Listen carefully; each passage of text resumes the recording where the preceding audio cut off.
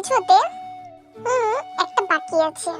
বাবা, আমি তো ভাবলাম চকলেট শেষ হয়ে প্যাকেটগুলো খেয়ে হজম করে ফেলেছো। বদমাসটা খুব মজা নিচ্ছে। জাঙ্কুক জোরে হেসে ফেললে তেও হালকা হাসে। সেদিন সবাই ঘুরতে গেলে তে যায় না, জিমিন যাবে না বললে জিমিনকেও সুগার সাথে পাঠিয়ে দেয় সব দায়িত্ব নিয়ে। ডক্টরের কথা মতো আমি দুদিনেই ফিট হয়ে গেছি। হাঁটাচলা করতে আমার কোনো অসুবিধা হচ্ছে না, তাই ঘুরতে যাব সকালবেলাতে। সবাইকে কি আনন্দ হচ্ছে। এর মধ্যে জাঙ্কু কয়েকবার এসে দেখে রাগিয়ে গেছে, দেখে ঘুরতে নিয়ে যাবে না। ব্রেকফাস্ট সেরে নিয়েতে পাহাড় দেখার জন্য রওনা দেয়। পাহাড়ে উঠতে যাবে এমন সময় জাঙ্কুক বলে, না উঠলে হয় না, রাতে যদি ব্যথা বাড়ে কি করবে তখন? কিছু হবে না, আপনি এত চিন্তা করবেন না, তো চলুন। তে জাঙ্কুকের কথা না শুনে পাহাড়ে উঠে যায়। প্রতিটা মুহূর্তে জাঙ্কুক তেকে চোখে চোখে রেখেছে, তের কেয়ার করেছে, সবই দেখছে তে। তেকে আটকাতে চেয়েও আটকাতে পারছে না জাঙ্কুক। জানি না উনি কেন এমন করছেন। উনি কি সকালে জানিয়ে দিতে চেয়েছেন আমাদের বিয়ের ব্যাপারটা? কথাটা ভেবেই তের অনেক আনন্দ লাগছে। হঠাৎই তের নজর যায় লিজার দিকে। লিজা একটা খাদের উপরে দাঁড়িয়ে আছে। বাকিরা তো সবাই চলে গেছে, তাহলে লিজা ওখানে কি করতে চাইছে? কোনো উল্টো পাল্টা কিছু না তো? কথাটা মাথায় আসতে তে লিজা বলে চিৎকার করে লিজার কাছে এগিয়ে যায়।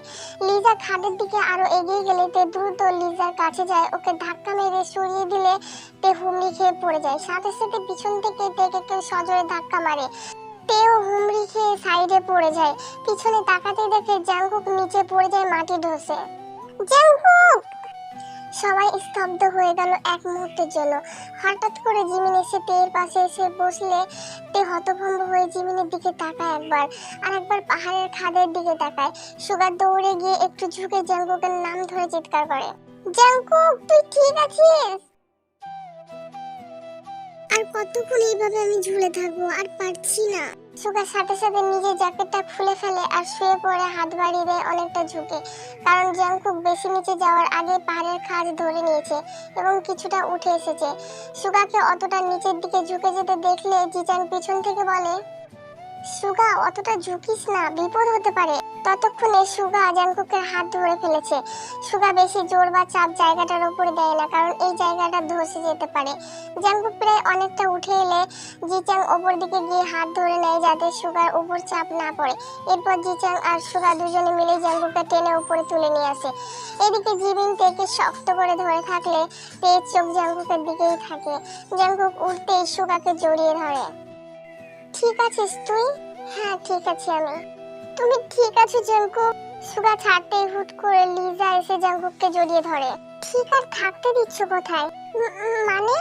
এই যে আমি সদ্য উপরে এলাম আর তুমি আমাকে আবার নিচে পাঠিয়ে ডাইরেক্ট উপরে পাঠানোর ব্যবস্থা করতে যাচ্ছিলে। জোরে ছুটে এসে জড়িয়ে ধরে। লিজা মাথা নিচু করে পিছিয়ে গেলে জাঙ্কুক, জিচাং আর সুগা চলে আসে। জাঙ্কুক আসতেই স্যার ম্যাডামরা জাঙ্কুককে জিজ্ঞেস করে ঠিক আছে কিনা। জাঙ্কুক সবাইকে উত্তর দিচ্ছে ঠিকই, কিন্তু ওর চোখ তের দিকেই, কারণ তে এখনো স্থির দৃষ্টিতে ওর দিকে তাকিয়ে আছে। কি হচ্ছে এসব? একবার তের সাথে হচ্ছে, একবার তোমার সাথে হচ্ছে। স্যার যা হওয়ার হয়ে গেছে, চিন্তা করবেন না, আপনারা এগোন, আমি আসছি। স্যার ম্যাডামরা সব স্টুডেন্টদের নিয়ে এগিয়ে গেলে জাঙ্কুক তের দিকে এগিয়ে এসে দাঁড়ায়। সে কিছু বলবে তার আগে তে তার বুকে ঝাঁপিয়ে পড়ে তাকে শক্ত করে জড়িয়ে ধরে। জিমিন মিটিমিটি হাসতে থাকলে জিমিনের চোখ সুগার দিকে যায়। সুগা ইশারায় জিমিনকে ওখান থেকে সরে আসতে বললে জিমিন চুপচাপ সরে আসে। ওই দেখো লিজা কিভাবে দেখছে, দেখো ওদেরকে কু নজর দিচ্ছে দাঁড়িয়ে দাঁড়িয়ে।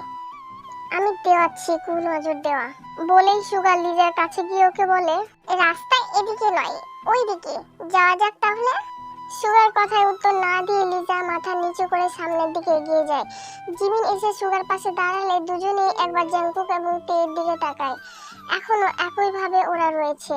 তুমি আমাকে এইভাবে কবে জড়িয়ে ধরবে? কি জন্য তোমাকে জড়িয়ে ধরতে যাব? জড়িয়ে ধরার কারণ লাগে নাকি? ভালোবেসে জড়িয়ে ধরবে? শখ দেখলে বাঁচি না, ভাগো এখান থেকে। আচ্ছা তাহলে আমি জাঙ্কুকের মতো পাহাড় থেকে পড়ে গেলে জড়িয়ে ধরবে তো? আচ্ছা তোমাকে কষ্ট করতে হবে না, আমি ধাক্কা মেরে দিচ্ছি, আসো। না থাক, মরে গেলে যাও ভালোবাসা পাওয়ার আশা আছে, সেটাও চলে যাবে। কপালে ভালোবাসার বড্ড অভাব। হে আল্লাহ, একটু ভালোবাসা লিখলে কি বড্ড ক্ষতি হতো। সুগা এগিয়ে গেলে জিমিন মাথা নিচু করে নেয়। মজা করে বললেও সুগা যে অন্তরের মধ্যে জমে থাকা কষ্ট থেকে কথাটা বলেছে তা জিমিন বুঝতে পেরেছে। সত্যি ছেলেটা ভালোবাসার কাঙাল। কি হয়, তাকে একটু ভালোবাসলে, হয়তো একটু ভালোবাসলে সে খুশি হয়ে যাবে, কারণ ভালোবাসার স্বাদ যে কোনোদিন পায়নি তার কাছে একটু ভালোবাসাই অনেক। কি হলো, চলো। চলো। তে আমি ঠিক আছি, রিল্যাক্স, দেখো আমার দিকে। তে চোখের সামনে শুধু জ্যাংকুকের পড়ে যাওয়ার দৃশ্যটাই ভেসে উঠছে। মনের ভেতরে ভয়টা যেন জেগে বসেছে। তে সোজা হয়ে দাঁড়াও। আমি একদম ঠিক আছি, দেখো আমাকে। এতটা ভয় কেন পাচ্ছ তুমি? আচ্ছা, আপনি যদি সত্যি সত্যি কাঁধে পড়ে যেতেন তাহলে? তে আমি পড়িনি তো, তাহলে কেন ভয় পাচ্ছ এত? কে বলেছিল আপনাকে ওখানে আসতে? না আসলেই তো পারতেন। আচ্ছা, কে বলেছিল তোমাকে লিজাকে বাঁচাতে আসতে? আমি না আসলে তুমি পড়েই যেতে। আমি তাও কিছু একটা ধরে নিয়েছি, তুমি হলে পারতে? লিজা পড়ে যেত আর আমি কি দাঁড়িয়ে দাঁড়িয়ে দেখতাম নাকি? ফেলে দেওয়ার জন্যই কাজটা করেছে। জায়গাটা জল ফেলে দিয়ে বেশি করে চাপ প্রয়োগ করে নরম করে রেখেছিল, জায়গাটা যাতে তুমি দৌড়ে এসে দাঁড়ালেই পড়ে যাও। আমি পিছন থেকে সবটা ফলো করেছি। তার মানে লিজা ইচ্ছে করে? তা নয় তো কি। চলো এখন, সাবধানে থাকতে হবে আমাদের। দাঁড়ান, আপনার কোথাও লাগেনি তো? আপনার হাত থেকে তো রক্ত গড়াচ্ছে। কোথায়? ও সেট, আমি তো খেয়ালই করিনি। জ্যাকেটটা খুলুন, জায়গাটা দেখি একটু। আরে ঠিক আছে তে, গেস্ট হাউসে গিয়ে দেখে নেব। একদম বেশি কথা বলবেন না, চুপ করে থাকেন।